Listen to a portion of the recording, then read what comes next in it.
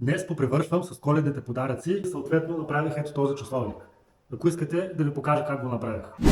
Имам някакви парчета орех в къщи, които възнамерявам да използвам, за да не отидат в печката.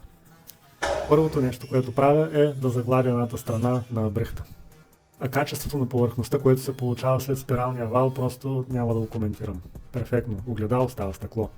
След което на щрайхмуса заглаждам и другата страна и минавам докато стигна необходимата дебелина.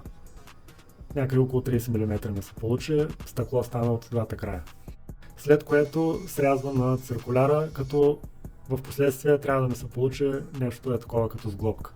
Сега тук на места имам участъци, които малко надстърчат и тях с пилата ще ги хвана, за да може да стоят двата детайла по-близо един до друг. След което, използвайки дървени дибли, 8 мм, ще направя и самата сглобка на двете парчета, които аз направих на две. Но това е концепцията като цяло. След като отворите за сглобката са готови, с помощта на телена четка и на ексцентрик шлайфа ще сваля остатъка от кората по живия тръп. Пристъпвам към слепването на детайлите вече. За целта използвам обикновено лепило за дърво.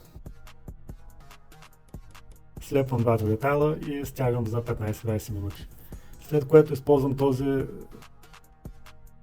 използвам този фрезер, спирален с горно ворене на стружката с 3 режещи ръба, който е уникален.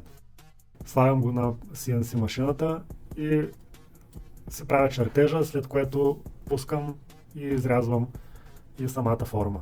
След което пристъпваме към фрезоване на самият циферблат, както и текста, в случая, нали, аз имам текст на часовника, правя и него.